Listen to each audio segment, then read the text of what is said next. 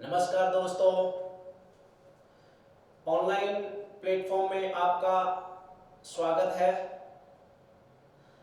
आप सभी को ये विदित है कि कोरोना वायरस यानी कि कोविड-19 के चलते जिस लॉकडाउन से हम गुजर रहे हैं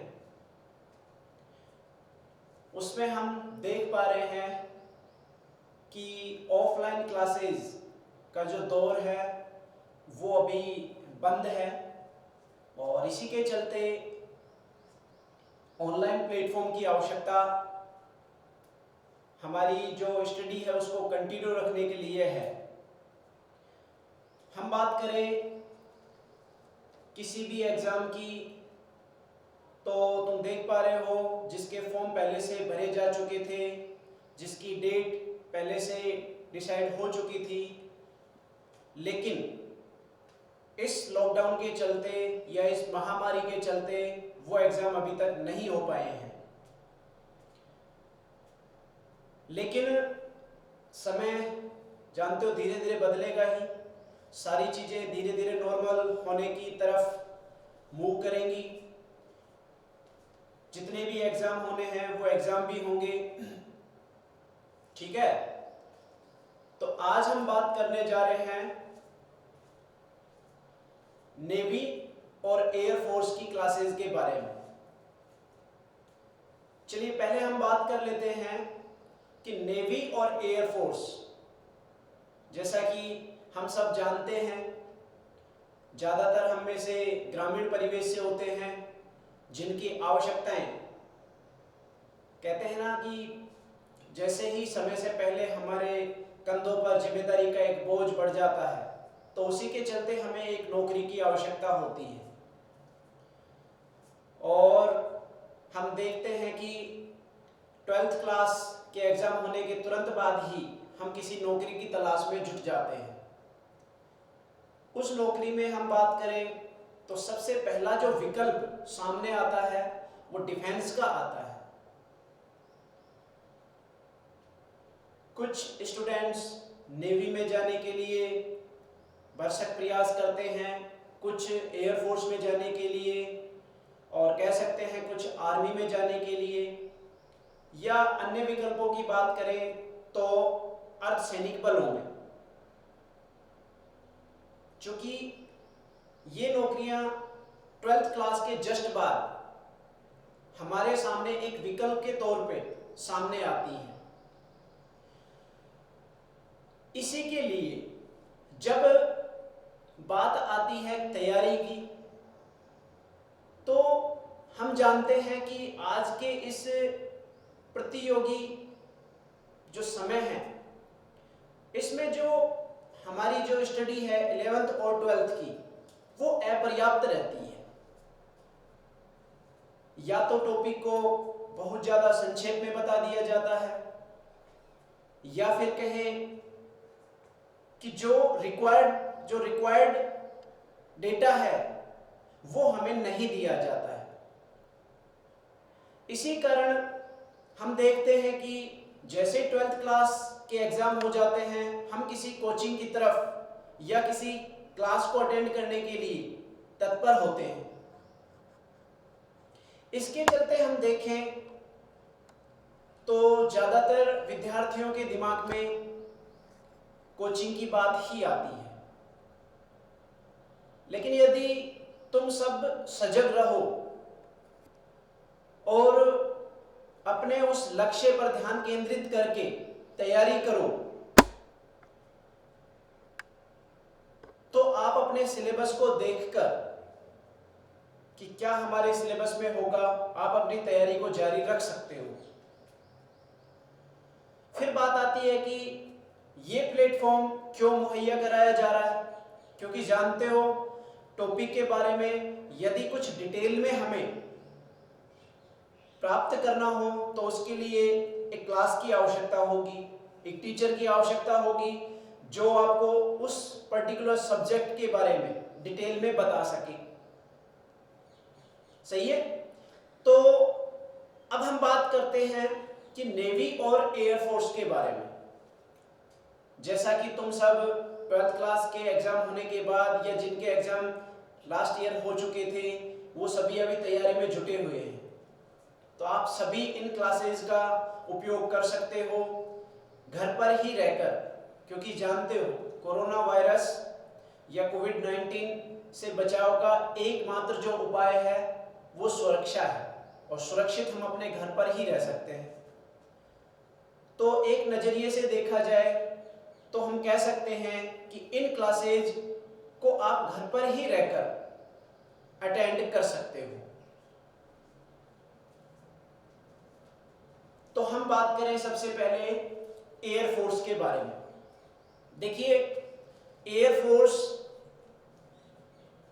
यानी कि हम कह सकते हैं कि एयरफोर्स में 2 पार्ट्स, जो 10+2 स्टूडेंट्स है उनके लिए 2 पार्ट्स होते हैं। एक होता है एक्स ग्रुप और एक होता है वाई ग्रुप। तो सबसे पहले हम बात करें एयरफोर्स में,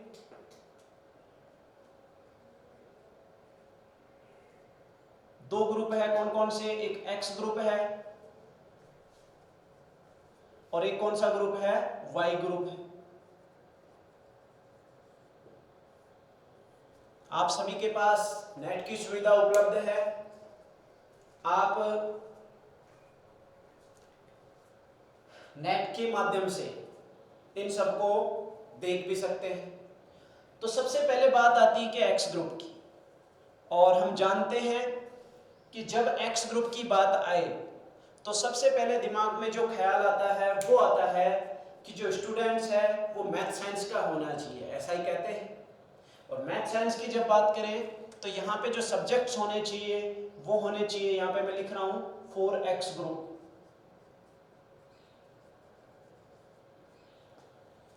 सबसे पहले सब्जेक्ट्स की बात कर लेते हैं। सब्जेक्ट्स जो कंपलसरी है, सबसे पहला सब्जेक्ट कौन सा है? मैथ्स। सेकंड कौन सा है? फिजिक्स। एंड थर्ड कौन सा है? इंग्लिश। इन 3 सब्जेक्ट्स की आवश्यकता होगी, यानी कि ये 3 सब्जेक्ट्स हमारे सिलेबस में होने ही चाहिए। फिर इसकी कट ऑफ की बात करें, यानी कि एजुकेशनल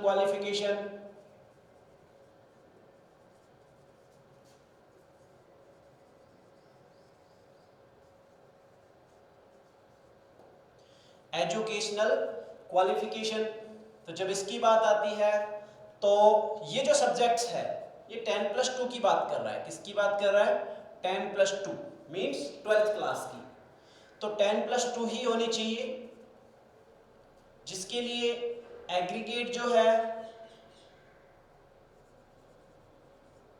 एग्रीगेट जो परसेंटेज है वो 50% होनी चाहिए with math and physics.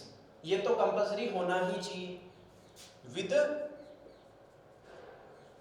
Math and physics, ठीक है। और साथ में एंड, ये तो एग्रीगेट परसेंटेज थी 50% with math and physics. And English में, इंग्लिश जो है वो सब्जेक्ट भी तुम्हारे पास होना चाहिए, और उसके भी जो परसेंटेज होंगे वो कितने होंगे? 50% होने चाहिए। ये बात आती है किसकी? एक्स ग्रुप की। अब हम बात करते हैं इसमें, जब नेक्स्ट की बात करें, अच्छा एक सबसे बड़ी बात है, जब आपको ये सब डेटा चेक करने हो तो इसके लिए जो इसकी एयरफोर्स की ऑफिशियल वेबसाइट है उस पर जाकर अपन चेक कर सकते हैं। वेबसाइट क्या होगी इसकी? इंडियन airforce.nic.in, ये एयरफोर्स की ऑफिशियल वेबसाइट है। आप सभी उस पर जाकर एजुकेशनल क्वालिफिकेशन क्या होंगी, सब्जेक्ट्स क्या क्या होंगे, सिलेबस क्या होगा, ये सब आप जांच कर सकते हैं, देख सकते हैं। फिर बात आती है यहाँ पे, जब एक्स ग्रुप की बात करें तो एक्स ग्रुप के लिए जब हम बात करें इसके पीएफटी के लिए, किसके लिए? पीएफटी। PFT means PFT। अच्छा, उससे पहले हम देखते हैं कि क्राइटेरिया क्या होगा। उसके लिए सबसे पहले हम बात करते हैं इसके फॉर्म्स कब कब अप्लाई हम कर सकते हैं। एक साल में इसके फॉर्म्स जो है वो 2 टाइम्स ऑफ है अप्लाई कर सकते हैं। एक बार जो फॉर्म निकलते हैं वो जनवरी में, और एक बार जो फॉर्म निकलते हैं वो निकलते हैं जुलाई में। इसके 2 स्टेज है। फॉर्म्स के जो है अप्लाई होने के, जो रिक्रूटमेंट के 2 स्टेज है। कब कब? एक बार जो रिक्रूटमेंट फॉर्म्स अप्लाई करने होते हैं वो जनवरी में, और एक बार किसमें? जुलाई में। लेकिन बात आती है यहाँ पे सबसे पहले कि कौन अप्लाई कर सकता है। उसके लिए गवर्नमेंट ने, या फिर कह सकते हैं एयरफोर्स के जो ऑफिशियल हेडक्वार्टर है वहां से एज लिमिट डिसाइड की गई है, और वो जो एज लिमिट है वो लगभग 16.5 ईयर से 19.5 साल के बीच होती है। ये एज लिमिट की बात हो गई। फिर हम बात करें कि एज लिमिट क्या होगी, एजुकेशनल क्वालिफिकेशन क्या होगी। फिर बात आती है कि इसमें सिलेक्शन की स्टेजेस क्या क्या होती हैं। उससे पहले हम इसके सिलेबस की बात करते हैं। किसकी बात करें? सिलेबस की बात करें कि सिलेबस क्या होगा। चलिए देखिए,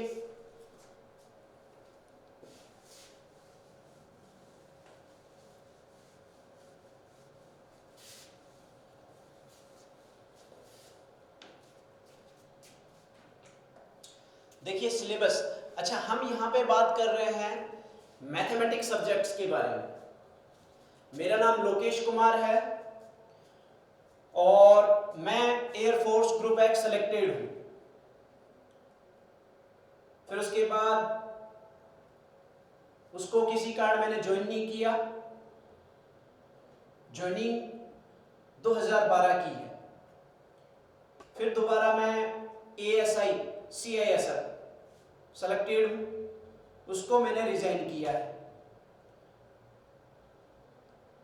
और मैं जो सब्जेक्ट्स यहाँ पे पढ़ाता हूँ, मैथमेटिक्स की बात करूँ तो मैथमेटिक्स में जो एयरफोर्स का जो सिलेबस है ग्रुप एक्स के लिए, केवल ग्रुप एक्स की बात कर रहा हूँ मैं यहाँ पे। ये लिखा है यहाँ पे ग्रुप एक्स के लिए, यानी कि कह सकते हैं ग्रुप एक्स जो है वो टेक्निकल ट्रेड। यहाँ पे 2 ट्रेड की बात की थी, ग्रुप एक्स और ग्रुप वाई। ग्रुप एक्स जो है वो टेक्निकल ट्रेड है, जबकि group Y non technical trade होगा। तो इसमें सिलेबस क्या क्या, सिलेबस में क्या क्या होंगे ध्यान दीजिए। सबसे पहला चैप्टर होगा सेट्स का। अच्छा, सबसे पहले बात करें कि सिलेबस कहाँ से बिलोंग करेगा। जो हम 11th क्लास और 12th क्लास में पढ़ते हैं सिलेबस वही होगा, बस उसको डिटेल में जानने की आवश्यकता है। सबसे पहले बात करें सेट्स, इसी में इस चैप्टर से रिलेटेड ही चैप्टर होगा रिलेशन, और देख सकते हो और कौन सा चैप्टर होगा? फंक्शंस, यानी कि समुच्चय, संबंध तथा फलन। मैं यहां लिखना चाहूं समुच्चय, संबंध तथा फलन। क्लियर है? इसी का जो नेक्स्ट पार्ट होगा, फर्स्ट पार्ट में हमने देखा समुच्चय से रिलेटेड जो भी है, समुच्चय होते हैं, संबंध और फलन। नेक्स्ट जो पार्ट है इसका वो है ट्रिग्नोमेट्रिक फंक्शंस, त्रिकोणमितीय फलन। त्रिकोणमितीय फलन। फिर हम बात करें कि जिसका तीसरा पार्ट होगा उसमें सिलेबस में क्या लिखा है? इनवर्स ट्रिग्नोमेट्रिक फंक्शंस, ITF, मतलब प्रतिलोम त्रिकोणमितीय फलन। त्रिकोणमितीय फलन, यानी देख पा रहे हो ये जो शुरू के 3 पार्ट है ये बेसिकली किससे रिलेटेड? एक फंक्शन यानी कि फलन से रिलेटेड चैप्टर्स। तो हम पहले डिटेल में देखेंगे कि सेट्स क्या होते हैं, रिलेशंस क्या होते हैं, फंक्शंस क्या होते हैं, और उसके बाद हम देखेंगे कि उस पर आधारित कौन कौन से फंक्शंस सिलेबस में हैं, जैसे कि trigonometric functions, inverse trigonometric functions. उसके बाद बात आती है फोर्थ पार्ट में, यहाँ पे दिया गया कॉम्प्लेक्स नंबर्स, देख पा रहे हो, complex numbers and quadratic equations. मतलब क्या है, सम्मिश्र संख्या, ज्यादातर सम्मिश्र संख्या की बात करें तो काल्पनिक संख्याओं से संबंधित, और क्वाड्रेटिक इक्वेशन मतलब द्विघात समीकरण। फिर नेक्स्ट बात करें, यहाँ पे पांचवा पॉइंट जो है वहां पे लिखा है लीनियर इनइक्वालिटीज, मतलब रैखिक असमानताएं, जिससे संबंधित हम चैप्टर पढ़ चुके हैं, 11th में भी आता है और 12th में भी। 11th में जो चैप्टर है वो कहीं ना कहीं रैखिक असमीकाओं से ही संबंधित है, 12th का जो चैप्टर रैखिक प्रोग्रामन समस्याओं से। लेकिन यहाँ पे जो हमारा मकसद होगा वो रैखिक असमानताएं, असमानताएं उसमें क्या क्या होगा, वो ज्यादातर रैखिक असमीकाएं होती है। फिर बात आती है मैथमेटिकल इंडक्शन, गणितीय आगमन सिद्धांत, और गणितीय आगमन सिद्धांत 11th क्लास में दिया गया है। फिर बात करें permutations and combinations, permutations means क्रमचय एंड कॉम्बिनेशंस मींस संचय। फिर बात करें इसका जो 8th चैप्टर है वो है बाइनोमियल थ्योरम, द्विपद प्रमेय, द्विपद प्रमेय। हम देखेंगे कैसे क्या इसमें एक्सप्रेशंस होंगे। 9th जो चैप्टर होगा वो होगा सीक्वेंसेस एंड सीरीज, अनुक्रम तथा श्रेणी, अनुक्रम तथा श्रेणी। फिर बात आती है Cartesian system of rectangle coordinates, Cartesian system of rectangle coordinates. इसका जो मतलब है वो होगा कार्तीय पद्धति ऑफ रेक्टेंगुलर, रेक्टेंगुलर मतलब आयतीय, कोऑर्डिनेट्स मींस ज्यामिति, निर्देश यानी कि कार्तीय पद्धति जो किससे रिलेटेड है, आयतीय निर्देशांकों से। ठीक है। 11वां जो चैप्टर होगा वो होगा straight lines and family of lines, सरल रेखा और उसका परिवार, उसका कुल। 12वां जो चैप्टर होगा circles and family of circles, मतलब वृत्त तथा वृत्त का परिवार। 13 नंबर जो चैप्टर होगा वो होगा कोनिक सेक्शंस, मतलब सांको परिच्छेद। इसमें नेक्स्ट सिलेबस देखें तो क्या आएगा, ध्यान दीजिए। नेक्स्ट सिलेबस में हम बात करें तो इसमें जो पार्ट है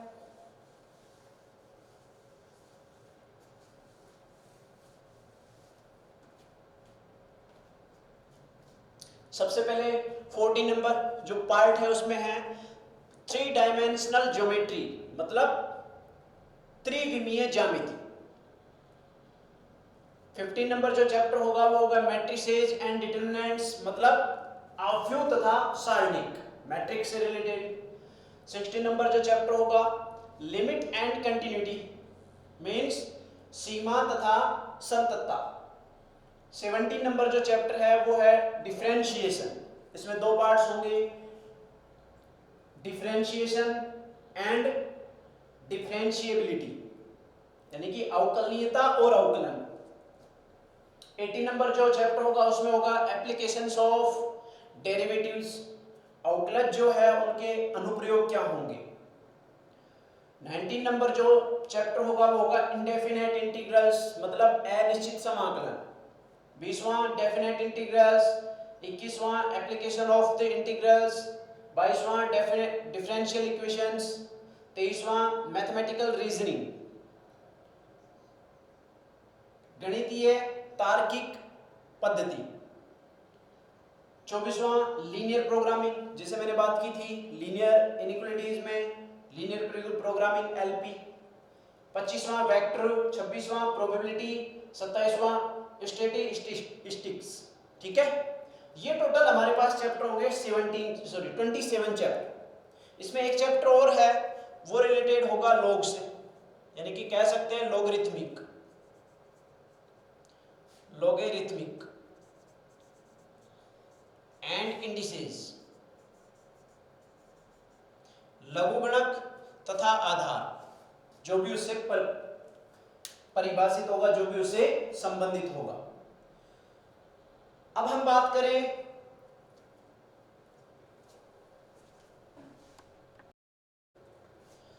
तो इस सिलेबस के द्वारा हम देखेंगे कि जो सिलेबस है एक्स ग्रुप का, उसी में हम सभी चैप्टर्स को डिटेल में स्टडी करने की कोशिश करेंगे। उससे रिलेटेड जो भी क्वेश्चंस होंगे वो हम देखेंगे। अब बात आती है कि सिलेबस के बाद इसमें पीएफटी मतलब क्या होगा। सबसे पहले एक एग्जाम कंडक्ट होगा ऑनलाइन बेस, पेपर जो होगा ऑनलाइन होगा। उस पेपर के माध्यम से जब रिजल्ट डिक्लेयर किया जाएगा तो उसमें पर्टिकुलर जो पेपर्स हैं, यहाँ पे 3 ही पेपर रहने वाले हैं। कौन कौन से थे? फिजिक्स यानी कि मैथ, फिजिक्स एंड इंग्लिश। इनसे रिलेटेड जो पेपर होगा वो केवल एक्स ग्रुप से बात करेंगे। तो एक्स ग्रुप के लिए यहाँ पे जब बात आएगी तो पेपर क्लियर करने के बाद पीएफटी के लिए क्वालिफाई किया जाएगा। जो इंडिविजुअल पेपर की जो कट ऑफ है उसको क्लियर कर जाते हैं। जैसा कि अभी जो हम बात करें 2019 का जो सेकंड स्टेज का जो एग्जाम था एक्स ग्रुप का, उसमें जो कट ऑफ गई थी वो लगभग 36 पॉइंट समथिंग, 36.25 या फिर समथिंग इसी के गई थी। तो उस कट ऑफ से जो अबोव थे उनको पीएफटी के लिए कॉल किया गया। तो पीएफटी का जो स्टैंडर्ड है वो क्या होगा? पीएफटी के स्टैंडर्ड की बात करें तो यहाँ पे सबसे पहला जो पार्ट है वो होगा 1.6 किलोमीटर रनिंग है, और जो टाइम दिया जाएगा वो दिया जाएगा यहाँ पे 6.30 आवर्स, मतलब मिनट्स, मतलब 6.5 मिनट कहें तो। इसमें जो दूसरा पार्ट होगा वो होगा पुशअप से रिलेटेड। यहाँ पे 10 पुशअप। थर्ड जो होगा वो होगा यहाँ पे 10 सिटअप्स, और फोर्थ जो पार्ट होगा वो होगा 20 स्क्वाट्स। स्क्वाट्स मींस जो अपनी आम बोलचाल की जो भाषा है उसमें कहें तो उठक बैठक। यहाँ पे ये इसके पीएफटी में होगा। पहला एग्जाम क्लियर, उसके बाद पीएफटी जो क्लियर करेगा उसको मेडिकल के लिए कॉल किया जाएगा, और मेडिकल स्टैंडर्ड्स आप इसकी जो ऑफिशियल वेबसाइट है उस पर चेक कर सकते हैं। और उसके बाद फाइनल जो मेरिट है वो डिक्लेयर की जाएगी। चलिए अब हम बात करते हैं वाई ग्रुप के सिलेबस की, कि वाई ग्रुप का जो सिलेबस है वो क्या होगा। वाई ग्रुप में डिपेंड करता है कि आप किस सब्जेक्ट से हो। मतलब आप मैथमेटिक्स से भी हो सकते हो और नॉन मैथमेटिक्स से भी हो सकते हो, लेकिन उसमें साथ में एक रीजनिंग का पार्ट और जुड़ जाता है। रागा रीजनिंग मतलब एयरफोर्स में वाई ग्रुप की वाई ग्रुप, तो वाई ग्रुप के लिए जो सिलेबस होगा सेम ही होगा, लेकिन डिपेंड करता है कि आप किसी भी एक सब्जेक्ट से हो सकते हो। इसके लिए कंपलसरी नहीं है कि आप मैथमेटिक्स से ही हो, लेकिन इसमें एक एक्स्ट्रा पार्ट और होता है, वो होता है रागा, RAGA, regional and aptitude and general awareness. मतलब जो रीजनिंग का जो पार्ट है वो होगा, जो एप्टीट्यूड है मतलब 10वीं में जो मैथ है वो होगा, उसके कुछ निश्चित चैप्टर्स हैं, और जनरल अवेयरनेस मतलब जो जनरल सामान्य जो जानकारियां हैं, जीके से रिलेटेड कह सकते हैं, वो होगा। ये वाई ग्रुप का सिलेबस होगा। इसके लिए भी एग्जाम का जो एक चीज और है, जब दोनों के लिए कोई अप्लाई कर रहा हो तो उसके लिए एक ही कॉमन टेस्ट होगा, लेकिन उसमें ये पार्ट एक्स्ट्रा दिया जाएगा। उसमें मतलब कह सकते हैं उसमें जो सब्जेक्ट्स होंगे वो 3 सब्जेक्ट्स तो होंगे ही, और साथ में प्लस एक्स्ट्रा क्या आ जाएगा, रागा। ठीक है, इसका एग्जाम वही सेम। इसकी जब एग्जाम कंडक्ट ऑनलाइन बेस होगा, एग्जाम मोड ऑफ एग्जाम हम कह सकते हैं, इसमें जो एग्जाम का जो माध्यम होगा वो होगा online based, computer based exam हम कह सकते हैं, कंप्यूटर बेस्ड एग्जाम। और जब इसके एग्जाम की बात करें तो वही सेम एग्जाम, पहले एग्जाम को क्लियर करना पड़ेगा। एग्जाम जब क्लियर होगा, जैसे कि ये जो 2019 के सेकंड स्टेज का जो एग्जाम था, इसमें कट ऑफ 37 पॉइंट कुछ थी। उसको करने के बाद, क्लियर करने के बाद फिर पीएफटी के लिए अप्लाई किया जाएगा, कॉल किया जाएगा, और पीएफटी के लिए सेम जो स्टैंडर्ड हमने एक्स ग्रुप में देखा वही इसमें होंगे। अगेन फिर मेडिकल स्टैंडर्ड और फिर फाइनल मेरिट लिस्ट। तुम देख पा रहे हो कि यहाँ पे कंपटीशन काफी बढ़ गया है, एग्जाम का लेवल भी थोड़ा हाई हो गया है, इसीलिए इसको डिटेल में पढ़ने की आवश्यकता है। अब हम बात करते हैं यहाँ पे नेवी के बारे में, कि नेवी के बारे में हम कौन कौन से एग्जाम है जिनको दे सकते हैं और कब उनको अप्लाई किया जाता है। चलिए हम बात करें नेवी की। तो सबसे पहले बात करें कि नेवी के लिए अगर आपको किसी भी तरह की कोई जानकारी जुटानी है तो इसकी जो ऑफिशियल वेबसाइट है वो कौन सी है? Join Indian navy .gov.in। इस पर जाकर आप जो जानकारी आप चाह रहे हैं वो जुटा सकते हैं। फिर इसमें बात करें कौन कौन से ग्रुप हैं, यहाँ पे दो होंगे। एक तो होगा AA मतलब आर्टिफिशियल अप्रेंटिस, और एक होगा यहाँ पे SSR मतलब सीनियर सेकेंडरी रिक्रूट, और एक यहाँ पे कहें MR भी होता है। MR मतलब मैट्रिक रिक्रूट।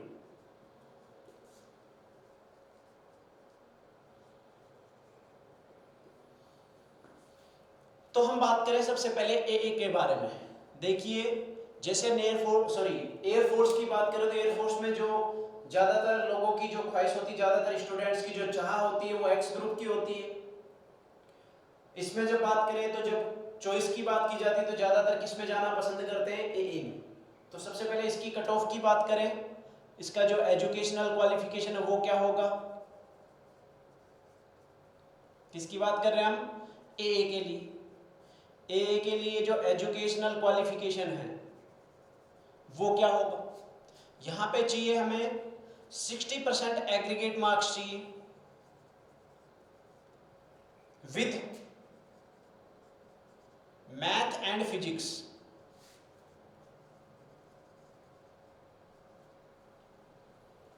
और इसके अलावा एक अन्य सब्जेक्ट कोई सा भी हो सकता है इनमें से, केमिस्ट्री, बायोलॉजी और कंप्यूटर साइंस।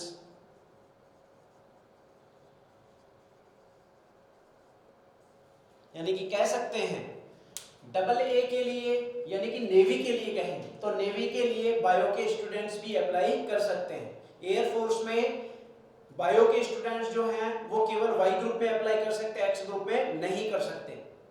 हाँ, उनके पास यदि मैथमेटिक्स एडिशनल सब्जेक्ट हो तो वो भी अप्लाई कर सकते हैं। जबकि इसमें तो साफ साफ दिख रहा है कि केमिस्ट्री हो सकती है, या फिर बायोलॉजी हो सकती है, या फिर कंप्यूटर साइंस हो सकती है। मतलब दो सब्जेक्ट तो कौन से हैं? मैथ और फिजिक्स। और तीसरा जो सब्जेक्ट होगा वो कौन सा होगा? या तो केमिस्ट्री होना चाहिए, या बायोलॉजी होना चाहिए, या फिर कंप्यूटर साइंस होनी चाहिए।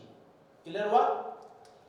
फिर इसमें बात की जाए एजुकेशनल क्वालिफिकेशन के बाद, जब बात आती है एज लिमिट की, तो एज लिमिट सेम जो पहले से बताई गई है, 16.5 से 19.5, ये इसकी एज लिमिट होगी। मोड ऑफ एग्जाम कैसा होगा? ऑनलाइन होगा। साथ में अब बात करें इसमें जो सिलेबस होगा वो क्या होगा? देखिए सिलेबस इसका कहीं ना कहीं ग्रुप एक्स के सिलेबस से ही मैच कर रहा है, वही सब वापस इसमें दिया गया है। Relations and functions, logarithmics, complex number, quadratic equations, sequence and series, trigonometry, Cartesian system of rectangular coordinates, straight lines, family of straight lines, circles, conic section, permutations and combinations, vectors, exponentials and logarithmic series. 40 number sets and set theory. 15 number statistics. Next क्या होगा इसमें, इसके next part में बात करें तो introduction to 3 dimensional geometry, मतलब त्रिविमीय ज्यामिति परिचय। फिर बात करें प्रोबेबिलिटी, प्रायिकता, फंक्शंस, लिमिट्स एंड कंटिन्यूटी, संबंध, उससे रिलेटेड क्या होगा, सॉरी फलन, उससे रिलेटेड क्या होगा सीमा, और क्या होगा उसमें कंटिन्यूटी, संततता। फिर बात करें डिफरेंशिएशन, जैसे पहला बताया उसी प्रकार इसमें तो इसके 2 भाग होंगे, एक अवकलनीयता और एक इसके अवकलन। Same applications of derivatives, syllabus same ही है, कुछ खास अंतर नहीं है। Indefinite integrals, binomial theorem, matrices, determinants and definite integrals. चलिए अब हम बात करते हैं यहाँ पे एसएसआर के लिए। तो जब एसएसआर की बात करें तो यहाँ पे क्या होगा, एसएसआर में सबसे पहले हम बात करते हैं एसएसआर में क्वालिफिकेशन क्या होगी। जैसा कि हमने देखा डबल ए में 60% नीड है, कंपलसरी है, जबकि यहाँ पे ऐसा कुछ नहीं है, सब्जेक्ट्स वही होंगे। मैथ 10+2 की बात करें तो 10+2 में मैथ एंड फिजिक्स, और साथ में जो तीसरा जो सब्जेक्ट है वो सेम, या तो केमिस्ट्री होना चाहिए, या फिर हम कहें या फिर बायोलॉजी, और या हम कहें तो कंप्यूटर साइंस।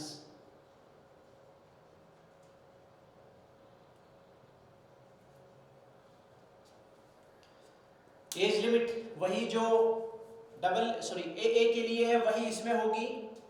फिर हम बात करें कि जब ऑनलाइन एग्जाम क्लियर हो जाए तो उसके बाद पीएफटी के लिए कॉल किया जाता है, और इसके लिए जो पीएफटी में जो स्टैंडर्ड है वो कुछ इस प्रकार होगा।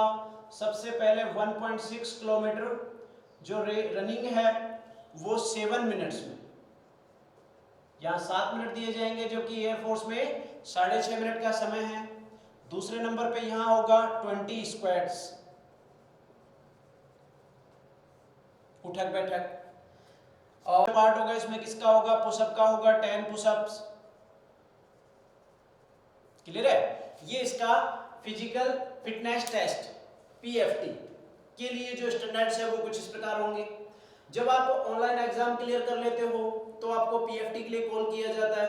पीएफटी कॉल करने के बाद फिर आपका मेडिकल किया जाता है, और जब सब क्लियर हो जाता है उसके बाद मेरिट लिस्ट जो आएगी उसमें आपके स्कोर के आधार पे आपका सिलेक्शन होगा। ठीक है। इसमें भी जब बात करें तो इनका जो टेस्ट होगा वो एक साथ होगा, डबल ए एंड एसएसआर, और इसमें जो सिलेबस होगा किस किस का होगा, फिजिक्स, मैथ, और इनमें से कोई एक सब्जेक्ट से रिलेटेड, ठीक है, कोई भी एक सब्जेक्ट है, और इसके अलावा जो होगा वो जनरल अवेयरनेस भी होगी, यहाँ पे रीजनिंग और जनरल अवेयरनेस हम कह सकते हैं, ये इसके सिलेबस में है। चलिए अब हम बात करते हैं यहाँ पे कि सिलेबस के द्वारा हम इसके जो चैप्टर्स हैं उसको डिटेल में देखेंगे, क्या होगा, कैसे क्या हमें उसको डिटेल में पढ़ना है।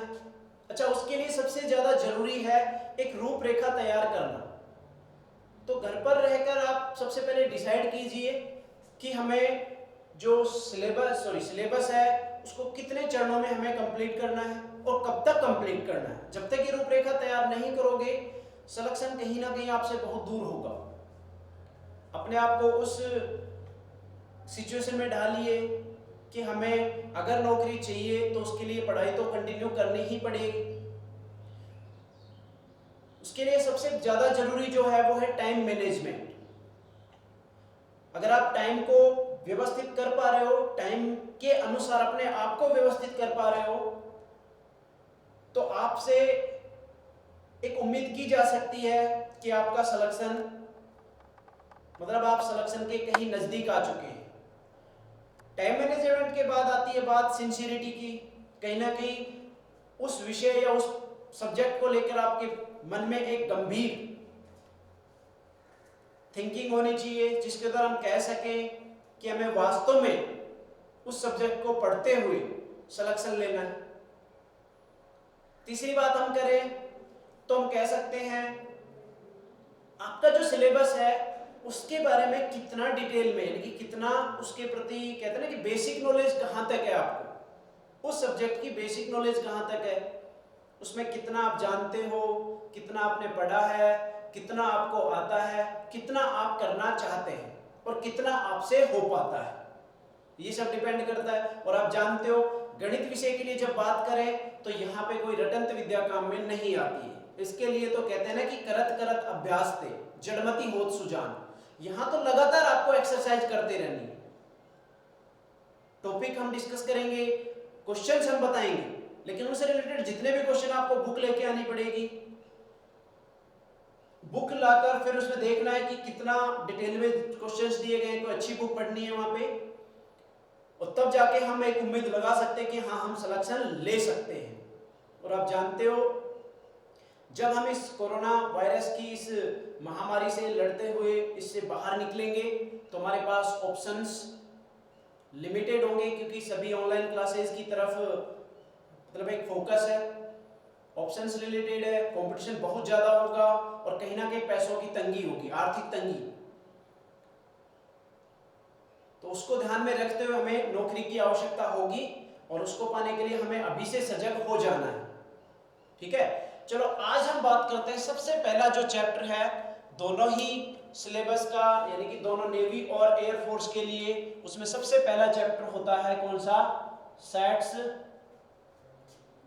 रिलेशन और फंक्शंस। मतलब हम कहें समुच्चय, संबंध तथा फलन। और इसमें सबसे पहले बात करते हैं किसकी, समुच्चय की। समुच्चय का जो गणितीय अर्थ है इसका मतलब होगा वस्तुओं या संख्याओं का सुपरिभाषित संग्रह। हम इसे परिभाषित करें तो कैसे करेंगे, वस्तुओं या फिर कहें संख्याओं का सुपरिभाषित संग्रह है।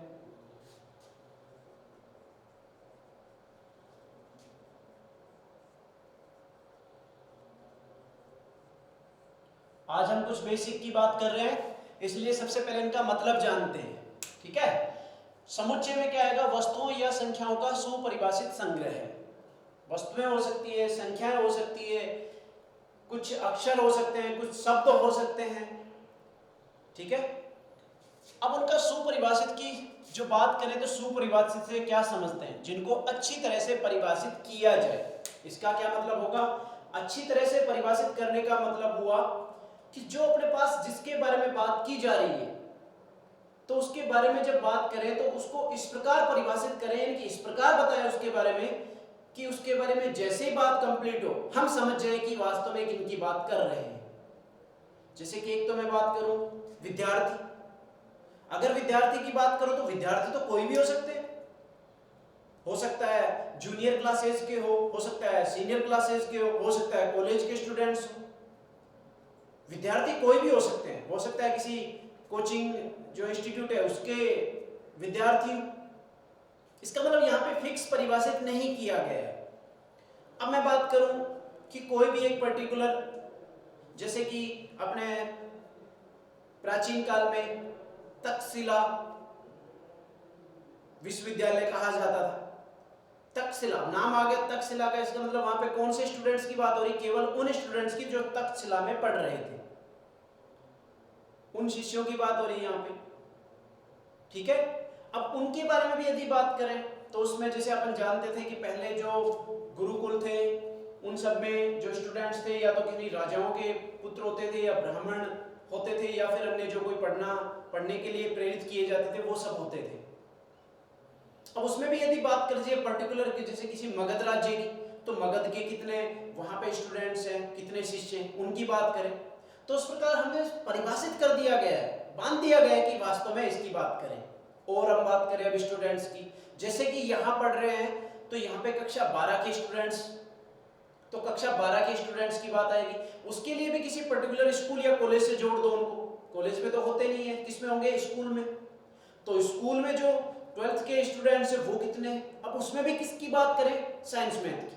तो मैं कहूँ जो वास्तव में जो सुपरिभाषित का मतलब होगा वो कुछ इस प्रकार होगा, कक्षा 12 संकाय बता दो, विज्ञान संकाय,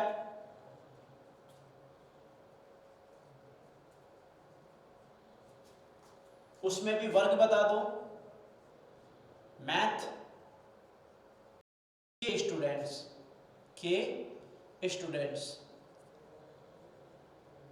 तुम देख पा रहे हो यहाँ पे कि यहाँ पे कक्षा 12 की बात की है और उसमें भी कौन सी संख्या है कि विज्ञान संख्या है, कि हमारा जो ध्यान है वो पूरी तरह की किस पे फोकस हो गया? विज्ञान संख्या पे। और उसमें भी बात कर ली कि जो वर्ग है वो कौन सा होना चाहिए? मैथ का, मतलब केवल मैथ के स्टूडेंट्स, उनकी बात यहाँ पे कर ली गई। इसका मतलब ये क्या कर दिया गया? पूरी तरह से सुपरिभाषित।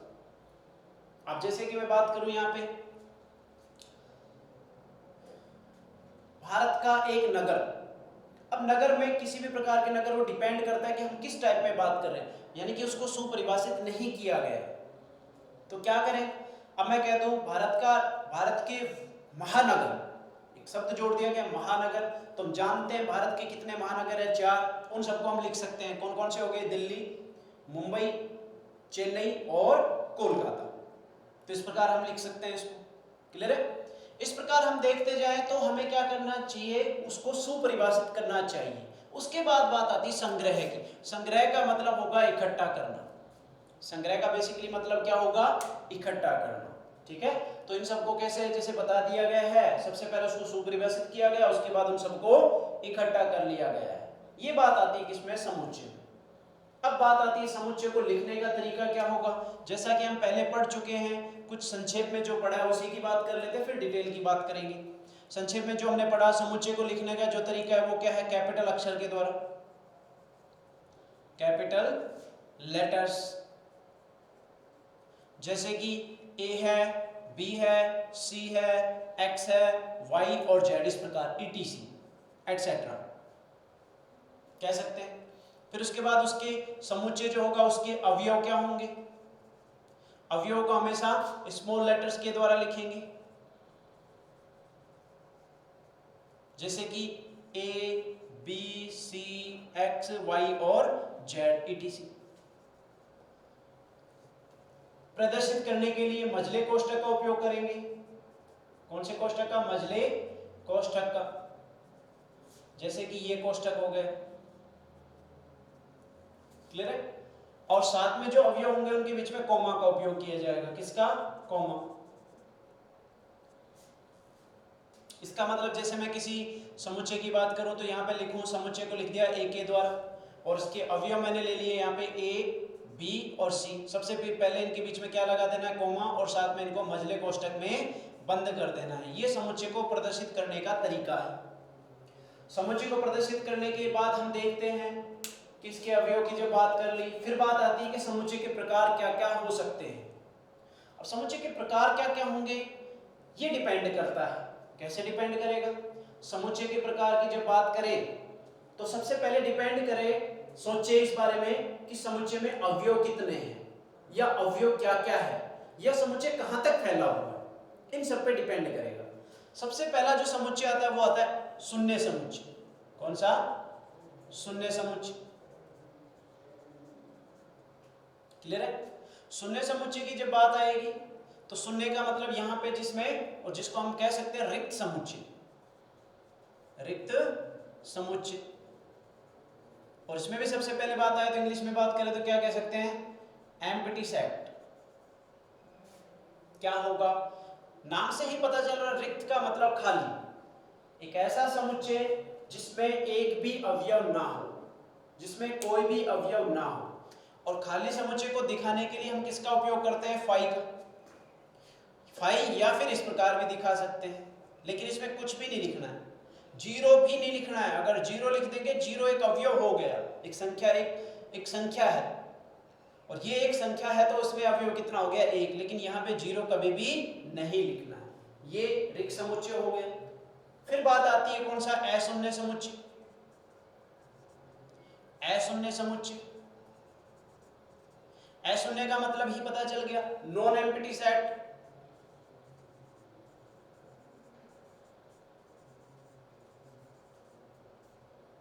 इसका मतलब जिसमें कोई ना कोई अवयव अवश्य हो। जैसे कि मैं लिख सकता हूं कोई भी समुच्चय है तो उसमें जैसे a आ गया, जिसमें 1 2 आ गया, जिसमें कि 0 आ गया, ये सब कैसे हैं, अशून्य समुच्चय।